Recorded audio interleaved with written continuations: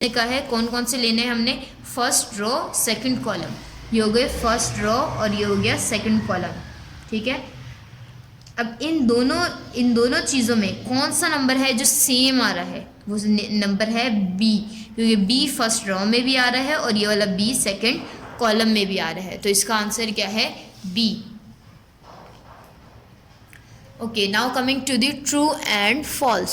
True and false करने के लिए क्या करना होगा हमें, ट्रू एंड फॉल्स के लिए हमने वही स्टेटमेंट पढ़नी है पूरी, फिर हमने बताना है कि ये ट्रू है या फिर फॉल्स है। तो पहला क्या लिखा हुआ है, पहला लिखा हुआ है, ये एक मैट्रिक्स दिया हुआ है आपके पास, मैट्रिक्स क्या है 3590 इज़ अ स्क्वायर मैट्रिक्स। इन्होंने कहा है ये मैट्रिक्स स्क्वायर मैट्रिक्स है, आप बताएं कि ये ट्रू है या फॉल्स। तो बताइए इसमें कितनी रॉस की तादाद है, 2, और इसमें कितने कॉलम्स की तादाद है, 2। रॉस की तादाद और कॉलम की तादाद इक्वल है, इसका मतलब ये स्क्वायर मैट्रिक्स है, तो इसका मतलब ये क्या हो गया हमारा, ट्रू। नंबर 2 देखें, 7001 इज़ अ स्केलर मैट्रिक्स। तो स्केलर मैट्रिक्स आपने पढ़ा था कौन सा मैट्रिक्स होता है, जिसकी ये दोनों वैल्यूज बिल्कुल सेम हो, तो इसमें सेम नहीं है, इन्होंने कहा ये स्केलर मैट्रिक्स है, इसका मतलब ये गलत है, ये स्केलर मैट्रिक्स नहीं है। फिर है 3, order of this value is 1 multiply by 2। इस वैल्यू का ऑर्डर इन्होंने कहा है 1 मल्टीप्लाई बाई 2 है। तो आप देखें पहली वैल्यू किसकी होती है, रॉस की, तो आप देखिए क्या रॉ की तादाद 1 ही है इसमें, बिल्कुल रॉ एक ही है, इससे नीचे कोई वैल्यूज़ नहीं लिखी हुई, तो रॉ कितनी है, एक ही है। अब कॉलम इन्होंने कहा 2 है, तो क्या वाकई कॉलम 2 है, चेक कर लेते हैं। 1 कॉलम ये है एंड 2 कॉलम ये है, बिल्कुल सही है, क्योंकि ये दोनों वैल्यूज एक साथ है, ये दोनों वैल्यूज एक साथ है, एक ये कॉलम हो गया, एक ये कॉलम हो गया, तो कॉलम कितने हो गए, 2। इन्होंने कहा इस वैल्यू का ऑर्डर ये है, इसका मतलब ये ट्रू है। अब 4 वाला देखें, 4 वाले में है हमारे पास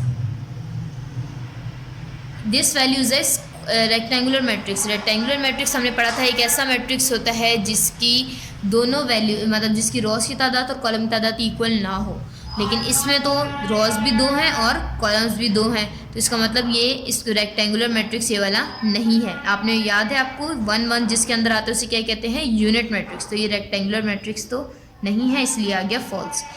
अब 1 0 is a unit matrix of order 1 multiply by 2। इन्होंने कहा ये जो मैट्रिक्स है ये एक यूनिट मैट्रिक्स है जिसका ऑर्डर 1 मल्टीप्लाई बाई 2 है। तो हम चेक कर लेते हैं क्या इसके अंदर एक ही रॉ है, रॉ की तादाद इसमें कितनी है, रॉस की तादाद बिल्कुल एक ही है, कॉलम की तादाद कितनी है, 2 है, लेकिन ये यूनिट मैट्रिक्स नहीं है। यूनिट मैट्रिक्स ऐसा मैट्रिक्स होता है, यूनिट मैट्रिक्स अगर खाली 1 0 दिया होगा तो ये यूनिट मैट्रिक्स नहीं होगा, तो इसका मतलब ये भी क्या हो गया, फॉल्स हो गया, ठीक है। अब 6 वाले देखेंगे, if the order of matrix 2 multiply by 1 then it has 1 row and 2 column. अगर इन्होंने कहा है कोई वैल्यू ऐसे लिखी हो 2 मल्टीप्लाई बाई 1, तो इसका मतलब इन्होंने कहा है इसके अंदर एक रो है और 2 कॉलम है। तो याद रखिएगा जो पहला नंबर होता है वो किसको शो कर रहा होता है, रॉस को, जो दूसरा नंबर होता है वो किसे शो कर रहा होता है, कॉलम को। तो रॉ इसके अंदर 2 है और कॉलम 1 है, इन्होंने उलट लिखा हुआ है, इन्होंने एक रॉ और 2 कॉलम लिखा हुआ है, तो इसका मतलब ये फॉल्स है। A null matrix is always a square matrix. इन्होंने कहा है अगर कोई खाली मैट्रिक्स बना हुआ है, 0 वाला मैट्रिक्स होता है, वो हमेशा स्क्वायर मैट्रिक्स के फॉर्म में होगा, नहीं, बल्कि नल मैट्रिक्स तो आपने पढ़ा था कि नल मैट्रिक्स तो इस तरह भी हो सकता है, इस सिंगल भी हो सकता है, जिस तरह भी हो, बस 0 0 हो तो वो क्या कहलाता है, स्क्वायर मैट्रिक्स, नल मैट्रिक्स कहलाते हैं, तो ये हो गया false. A diagonal matrix is always a square matrix. इन्होंने कहा है जो डायगोनल मैट्रिक्स बना हुआ होता है, जैसे कि ये बना हुआ है, ये डायगोनल मैट्रिक्स जो बना होता है हमेशा स्क्वायर मैट्रिक्स होता है, तो ये बिल्कुल सही है, क्योंकि ऐसे वाली फॉर्म में ऐसे ही लिखा होना चाहिए, स्क्वायर मैट्रिक्स से होना चाहिए, यानी उसके अंदर रॉस और कॉलम की तादाद बिल्कुल इक्वल ही होनी चाहिए, तो ये हो गया ट्रू।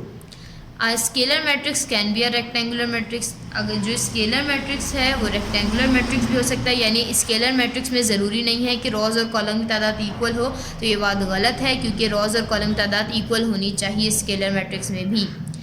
10 है इन मैट्रिक्स, अगर ये मैट्रिक्स है आपके पास द एलिमेंट 7 8, इन्होंने कहा है जो ये वाला एलिमेंट है 7 और जो ये 8 है, 7 और 8 लीडिंग इन अ डायगोनल, इन्होंने कहा है इस वैल्यू को, इन 2 वैल्यूज़ को कहेंगे डायगोनल, तो ये है फॉल्स, क्योंकि आपको पता है डायगोनल इन 2 वैल्यूज़ को कहा जाता है, जैसे यहाँ जो यहाँ वैल्यूज़ लिखी होती है, तो ये 5 और 9 है इसके अंदर डायगोनल, 7 और 8 डायगोनल नहीं है, तो ये क्या हो गया, फॉल्स हो गया। लास्ट वन इज़ 11 है आपका, अ square matrix is always a scalar matrix. इन्होंने कहा है स्क्वायर मैट्रिक्स हमेशा स्केलर मैट्रिक्स होना चाहिए, यानी स्क्वायर मैट्रिक्स उस किसे कहते हैं जिसमें नंबर ऑफ रोज और नंबर ऑफ कॉलम की तादाद इक्वल हो, और स्केलर मैट्रिक्स किसे कहते हैं जिसके अंदर दो वैल्यूज ऐसे वाली इनकी सेम हो। तो इन्होंने कहा स्क्वायर मैट्रिक्स जो भी हो हमेशा स्केलर होना चाहिए, ज़रूरी नहीं है ऐसे भी हो सकता है, वो ऐसे भी हो सकता है स्क्वायर मैट्रिक्स तो इसलिए ये क्या हो गया, ये भी फॉल्स हो गया। तो अब आपने कॉपी में काम किस तरह करना है, आपने टाइटल पेज बनाना है एक्सरसाइज नंबर 7.1 का, पूरी आप fill in the blanks as it is उतारेंगे ब्लू पेन से, पूरे ट्रू फॉल्स उतारेंगे आप as it is blue pen से, और जो इसके अंदर फिल करना है वो आप ब्लैक पेन से फिल कर देंगे। ये मैंने आंसर्स लिखे हैं इसके सारे, आप इसे देख लीजिए गौर से, अगर बुक में आपको आंसर समझ नहीं आ रहे तो ये आप एक्सरसाइज नंबर 7.1 का टाइटल पेज बनाने के बाद फिल इन द ब्लैंक्स उतारेंगे सारी, और ये मैंने सारी फिल इन द ब्लैंक्स के आंसर लिखे हैं कि पहली वाली में ये आना है, दूसरी ब्लैंक्स में ये आना है, तीसरी में ये, और ये सारी 8 फिल इन द ब्लैंक्स के मैंने पूरे आंसर्स लिखे हुए हैं। इसी तरह ट्रू फॉल्स, ये सारे ट्रू फॉल्स हैं, इसके भी मैंने ट्रू फॉल्स के आंसर यहाँ सारे लिखे हुए हैं। आपने ये पहले यहाँ से देखकर अपनी बुक में अच्छे से फिल करना है और फिर कॉपी में ये सारे ट्रू फॉल्स और फिल इन द ब्लैंक्स उतार लेने हैं, ठीक है। तो ये एक्सरसाइज नंबर 7.1 आपकी यहाँ पर कंप्लीट हो जाएगी। आपको PDF नहीं दिया जाएगा काम के लिए, पिक्चर्स नहीं दी जाएंगी, आपको जिस तरह बताया जा रहा है आप बुक से देकर उसी तरह काम कीजिए।